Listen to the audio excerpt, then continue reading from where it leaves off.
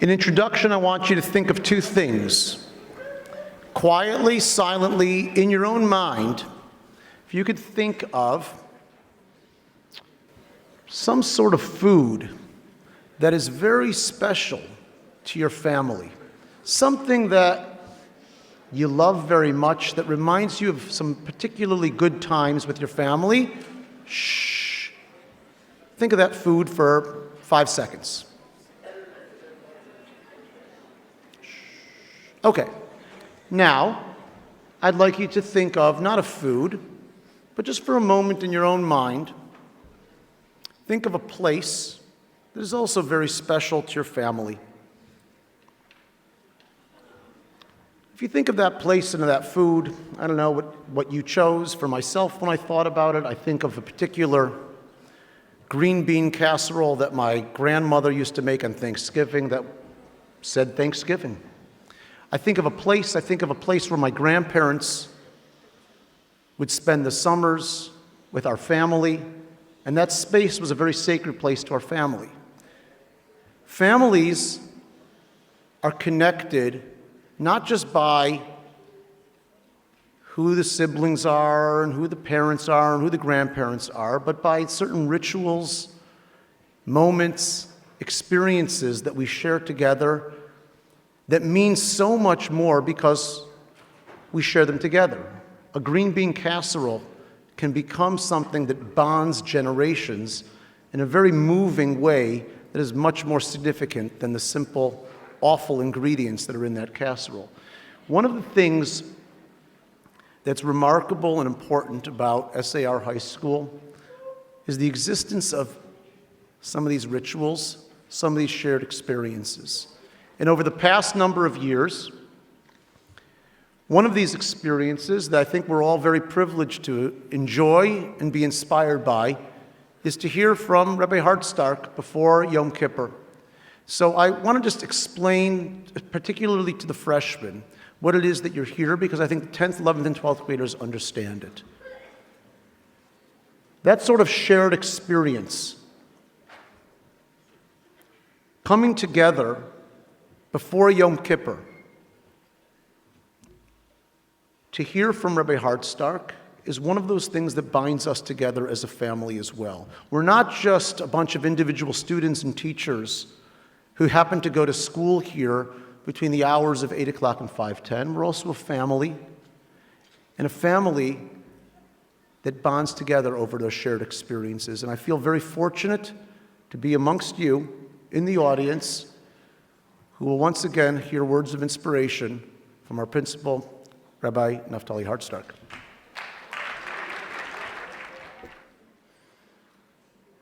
It is late spring.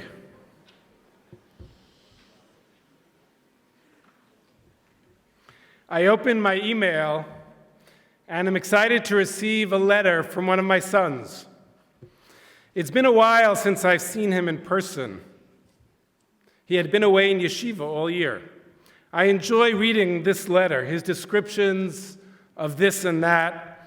And then he writes,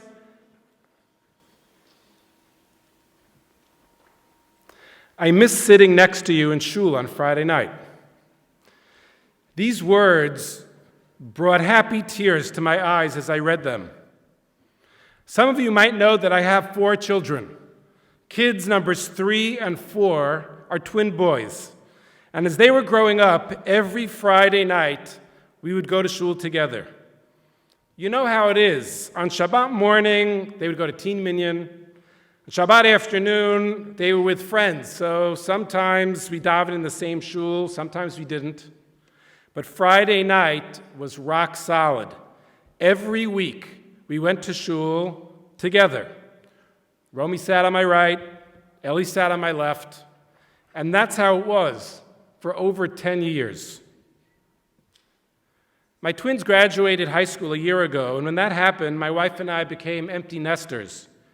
I have to be honest, I had kind of looked forward to that stage. A little more freedom to do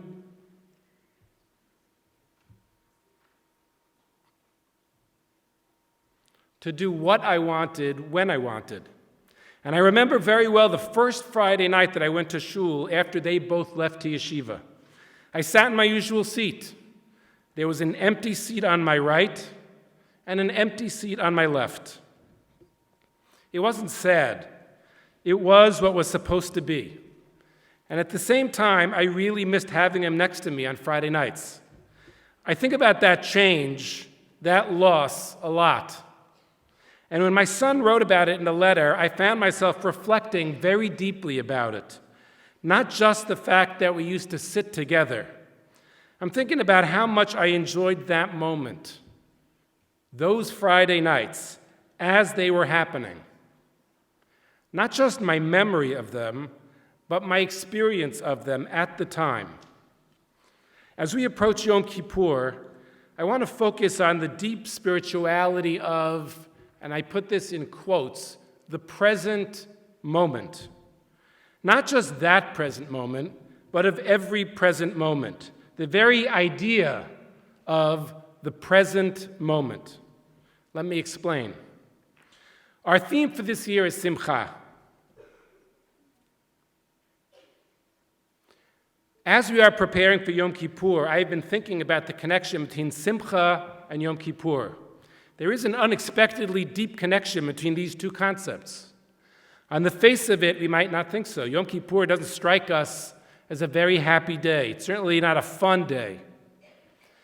But as Yamim Tovim go, when we think about it, Yom Kippur would not rank high on the Simcha list, but yet, Baalei Kabbalah have this oft-quoted idea, you might have heard it, that the day is called Yom Kippurim. The kaf means that it is Yom Kippurim, a day that is like Purim. That Yom Kippur is a day of Simcha, like Purim is a day of Simcha. Purim is ostensibly the happiest, most fun day in the Jewish calendar. Even the Rambam seems to hint that Yom Kippur has an element of Simcha in it. But in what way is Yom Kippur a day of happiness? So in order to understand that idea, I want to take some time to explore with you, to get to the core of what Simcha is all about. We generally translate Simcha as happiness. So what do we mean? And I think in this time of reflection, that's what these Aseret Yemei Teshuvah are about. It is important to think about what we mean when we think about happiness. So I have an anecdotal sample study of what people seem to mean when they talk about happiness. I do a fair number of 8th grader admissions interviews, as you know, each year. And during that time, I meet students and parents, and I always ask parents, what do you hope that your children gain from high school years? There will always be a variety of answers to that question, but the response that I get most often is, without a doubt, I'd like them to be happy. What do they mean when they say that? In my discussion with parents, and probably also with students, I find that happiness tends to mean one of two things: having fun or achieving success. Success in school or other types of achievements of success that brings a satisfaction, a certain kind of happiness. If we take that as a definition of Simcha or happiness, Simcha could mean something like this. If I want a good grade and I get it, I'm happy. If not, I'm not happy. I want to get a job. If I get it, I am happy. If not, I can be disappointed or sad. I want a room with these two friends when we go on a Shabbaton. If I get it, I'm happy. If not, I'm disappointed. If I get together with friends, that makes me happy. There's certainly nothing wrong with any of these things. But I think we need to dig deeper to really understand. Having fun and getting what we want, those are good things, and they should have a place in our lives. But I have over time been realizing that these are imperfect understandings of what it means to be happy. Here's why. The reality is that things are always changing. And I'm actually asking everybody in the room to try to take this thought seriously, because I believe it's really important for every single one of us in understanding our place in the world and our experience of it. The reality is that things are always changing. I can't hold on to those states of mind every single second. I can't have fun all the time. Life doesn't work that way. If my happiness is rooted in having my needs and wants met, it's not possible to fully achieve that. Some wants will be satisfied, others will not. That is reality. That's not bad, that's not sad. It just is the way it is, if we're willing to acknowledge it. Even more than that, sometimes I can actually achieve the goal that I am seeking. And shortly after I get what I want, I realize it doesn't bring me as much happiness as I had hoped. And this is not going to be a depressing talk for my part. This is just in order to understand Simcha, we got to look in the face what our experiences are. So if I take an example, all I want is to make team X. And if I do, that's a dream come true. And then it happens, I make the team, and that's good. You know what the data shows? The data shows that the feeling doesn't last forever. After a while, we move on to the next want, or sometimes the team doesn't actually play out exactly as I'd imagined it to be. So how do we achieve happiness? And specifically, what does Simcha mean for us as B'nai and B'not Torah? Our intuition tells us that Simcha as part of a life of Torah and mitzvot probably means something different than just having fun or achieving success. So I want to share with you 3 things that I think are central to achieving happiness. To be clear and to be honest, and those of you, if you know me, I am not an expert on happiness. Quite the contrary. Why did you laugh? I can be a moody kind of guy, but I have been and want to continue to really work hard on it. And part of the goal to me today is expressing my own thoughts and sharing them with you in the hope that we can all collectively work hard on it. I've come to learn that religiously, happiness is connected to a certain kind of awareness, a spirituality, and a sense of gratitude. And that idea is actually now being proven scientifically as well, as I will get back to a little bit later. Well, let's think a little bit about what it means to want something, to satisfy a want or achieve a goal. Let's take that great SAR high school example of getting into college. When I want something, my mind becomes future-oriented. Everything I do is pointed toward that thing in the future. There's a particular result that's going to bring me happiness. At least that's what I think. In this example, it's about getting into that specific college or program. You can replace that example with many others: a Yeshiva program, a grade on a test, an invitation from a friend to a social gathering. All my energy becomes focused on attaining that goal. To be clear, I think it's good and important to have goals, but I also see in myself and in much of what we do that we sometimes become so future-oriented. And I'm asking us to think about whether this resonates. We become so future-oriented and singularly focused that we lose sight of the present moment, of all that is around me.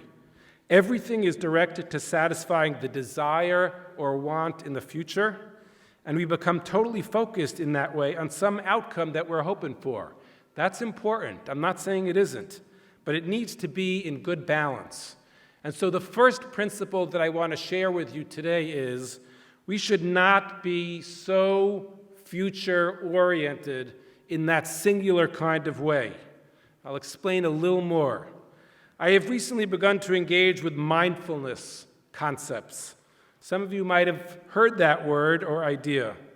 Mindfulness as a practice is about raising awareness and paying attention to the present moment without judgment. It is a very spiritual practice. Although it is not a distinctly Jewish concept, it can, I believe, really help concretize what we are striving for in our Avodat Hashem. Over the summer, somebody suggested a book. I mentioned it to faculty during our in-service this year. It's called The Power of Now. The author is named Eckhart Tolle. He's a spiritual teacher. He's not Jewish. And I watched recently a short video of his. He's a little bit of an awkward kind of guy. But he's deeply thoughtful. And somebody asked him, he was given a presentation, somebody got up in the audience and said, I have been searching for happiness for 20 years. I feel like I've not been able to find it. Can you help me with this? He said, the first thing you need to do is to give up your search for happiness. You have been searching for it for 20 years. It hasn't worked for you. It probably won't work if you keep trying to search for it for another 20 years. When you search for happiness, you are always looking for something that will come at some point, you hope, in the future, something that you don't have now. As you're looking to the future, you're saying that what you have right now is not enough. But if you give up the search, if you stop looking to the future, you have a better chance at seeing what you have now. There is a famous line that is quoted by a number of Rishonim. The line in Hebrew goes, Ein simcha kehatarat hasveikot. That translates as, there is no joy like the joy that comes from the resolution of uncertainties. I used to think that meant that if you have religious doubts, you can't be happy. That being happy means not having faith-related uncertainty. I don't think that's what it means. I think that this is what it means. I think when a person gets a feeling, please listen to this, see if it resonates with your being. When a person gets a feeling of uncertainty, that creates an anxiety inside of me. And anxiety is the antithesis of Simcha. Simcha means not worrying so much about resolving every uncertainty in your life. That is not a possible goal. Of course, we should have goals and strive to be our best, but we cannot control the future. That is what it means to have bitachon. We need to have bitachon. Bitachon in Hashem, in our family and community, that they will support us. And that means recognizing that I cannot control the future. And once we recognize that, we have taken a first very big step towards happiness. If each of us in our minds for a second, thinking about our high school experience, think about the ways in which we try to control our future, make sure things happen this way, say, I'll be happy if X happens. This is what I need. This is my goal. In a singularly focused way, we might be able to identify the way in which that singular focus can be a distraction. So the first principle, cut back on worrying about the future in a singular way. Yes, set goals, but most importantly, live life with deep value and just do your best. If we work on this, it can actually reframe our experience of things. I want to give a kind of obvious school example. The goal of going to a yeshiva high school like this one is to learn and to grow. To learn Torah, to discover literature, sciences, the arts, and everything else, and to grow as a person in every way, spiritually, religiously, intellectually, socially. But when we're too future-oriented, we end up saying, the point of school is to get into college. Do you know this line? The point of school is to get into college. The goal of learning is to do well on a test in order to get into college, in order to get a job, and on and on. And I am saying all of this to you, not because I think that you're the ones who do it and we don't. I'm saying this is Erev Yom Kippur. We have to do like a collective tshuva to think about what we're doing, and I think we, the adults, me, bear real responsibility in terms of generating that kind of environment. Perhaps if we were less future-oriented, we could get more enjoyment from what we were learning. We could actually enjoy the learning more because we were becoming focused on what we're doing right here and now. So, if the first principle is don't be too future-oriented, the second principle is be present. Stop thinking about the future all the time and allow yourself to be present. When we're more present, we're more available to take in all the amazing things and the magnificent souls, the different kinds of people who surround us, each at Tselem Elokim in his or her own right, at every moment. There is so much beautiful life happening right around me. If we do that, really become present, to work on it, really close your eyes for 10 seconds and just kind of take it in. We might find that things that we do not pay much attention to are actually really beautiful. The sound of wind in the trees suddenly makes me happy. Looking at the sky can make me happy. Feeling the breath and aliveness inside of my body can make me happy. When we're really present, we realize how much meaning and beauty and life is happening right around us. And that is what makes for real, deep, and not superficial simcha. Somebody asked Rav Mordechai Eliyahu, the former Sephardic chief rabbi of Israel, for his advice as to how to achieve simcha in his life. Rabbi Eliyahu's response was, each day, and I say this, I wish and I pray that we could do this. Each day, it takes 2 minutes. This was his answer. You should say Birchos HaShachar with intention and awareness. And he emphasized, when you say Pokeach Ivrim, notice the miracle of your eyesight. When you say Malbish Arumim, feel the warmth of your clothing on your body. When you say Zokef Kifufim, feel the miracle of your body as it stretches and moves, and so on.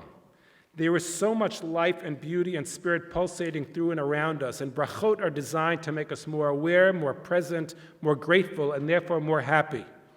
This sense of presentness is the idea behind some of the restrictions that we practice on Yom Kippur. With all of that, I want to come back to what we do on Yom Kippur.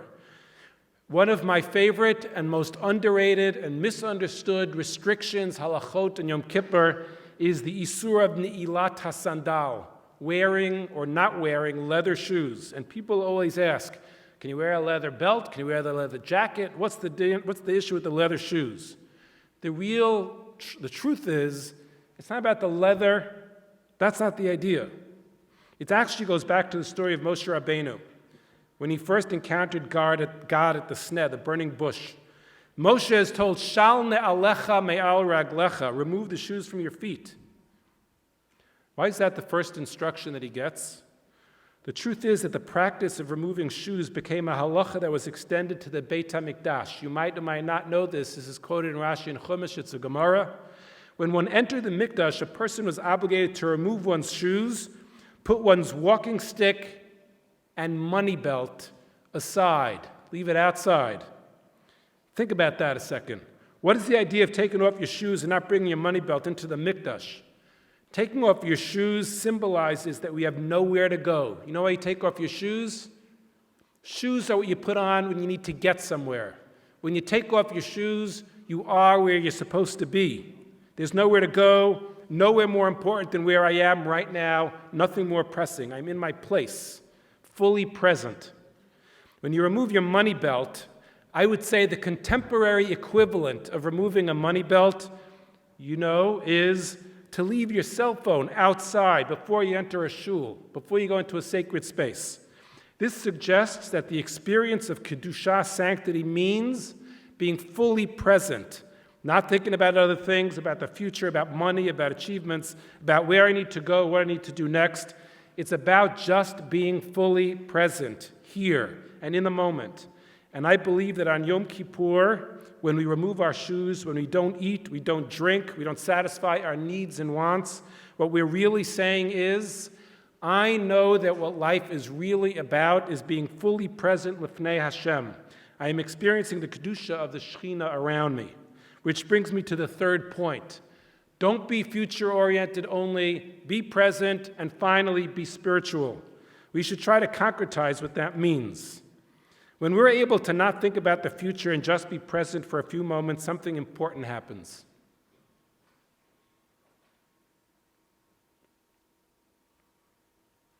A natural consequence of being truly present and aware of every detail of what is around me is that we become more spiritual, which means we connect to something bigger and beyond me. And that is a path to connecting to Hashem. There is science about this. For those of you for whom the science is important, I want to bring your attention to a professor at Columbia University. Her name is Lisa Miller, and maybe we'll invite her here. It might be a good idea to have her come to SAR. She's done a lot of studies on spirituality, happiness, and adolescent development. What she has learned, and I think it's important for all of us to know this, she's written 300-page books and tons of articles on this. Natural spirituality is an inborn trait of people. Yes, we are actually born with a natural inclination to connect to that which is beyond us. As she says, quote, it's foundational to our nature and it is our birthright. It is in our innate nature to seek and perceive transcendence and a connection to a larger universe. This spiritual capacity can work to help us develop a two-way relationship with a higher power, with Hashem, the creator, the universe, and the natural world. And if you're interested in this data, her scientific research has shown that children who have positive, active spiritual relationships are 40% less likely to use or abuse substances, 60% less likely to experience depression than other teenagers. You understand what that means? Less worry about the future, being more available for what is present, and spiritually connecting to that which is transcendent beyond me to Hashem is a recipe for deeper happiness, for health, for quality of life, for gratitude, and for connection to the divine. Rabbi Soloveitchik showed that if we read the Chumash carefully, it's a basic pasuk in the Torah. We learn that true Simcha is achieved when one is lifnei Hashem. Standing before God is how one is besimcha. Like it says in the Torah, usmachtem lifnei Hashem Elokeichem shivat yamim. To be besimcha means to be lifnei Hashem. I think that is exactly the idea of being fully present and feeling spiritual connection to that which is bigger and beyond me. I have about 4 more minutes. I want to note the almost paradoxical nature of what really happens for us. If we take time to stop worrying about the future and become fully present within ourselves, the more I can just close my eyes and focus on my breath somehow, the more I connect to that which is way beyond that which is right in front of me. It's an interesting kind of space, almost paradoxical, but that's what brings real simcha. So, back to Yom Kippur. While Yom Kippur is about the forgiveness of sins, at its core, the Yom Kippur experience is about shifting our attention away from our everyday worries about the future and our achievements and our needs and our wants. Instead, it is a day that reminds us that we must stop, be present, realize the spirit of all that is bigger than us, connect to Hashem, experience gratitude for our life and our breath and our being. Which brings me back to Friday night in shul with my twins. It's not just that I think back to that moment with warmth and nostalgia, like it's some nice memory that happened back then. It's that I know that it's an example of something that I deeply appreciated when it was happening. So I hold it up for myself as an example of how with intention, with kavanah, I can take the momentary experiences around me and make them into spiritual, holy manifestations of Avodat Hashem, but only if I am present enough to notice. In a book I was reading recently, I saw a literary description of nighttime. It was actually a beautiful sentence, and the author was just describing night on the mountain.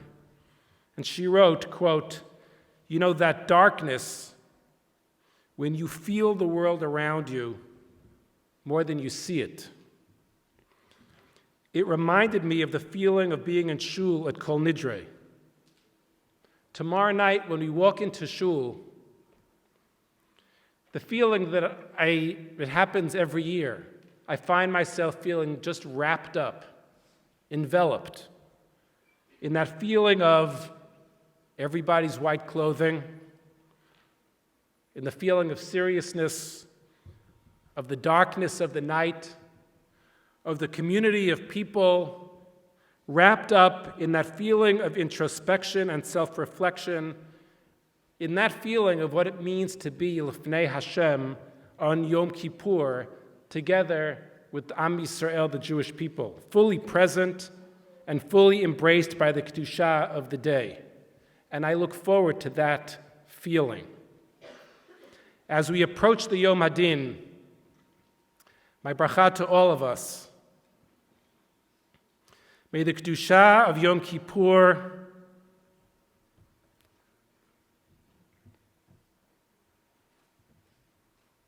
inspire us to do tshuva,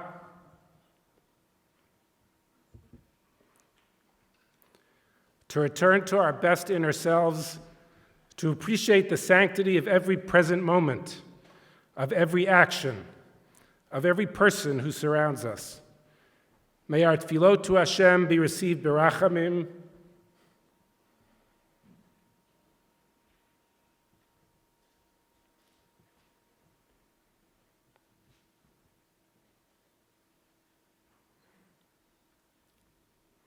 And may we be blessed with a shnat chaim v'shalom, a year of health and growth, and of true simcha for ourselves, our families, the Jewish people, and the citizens of the world. I thank you all very much for your patience and for listening. Gmar Chatima Tova to everyone. You are dismissed.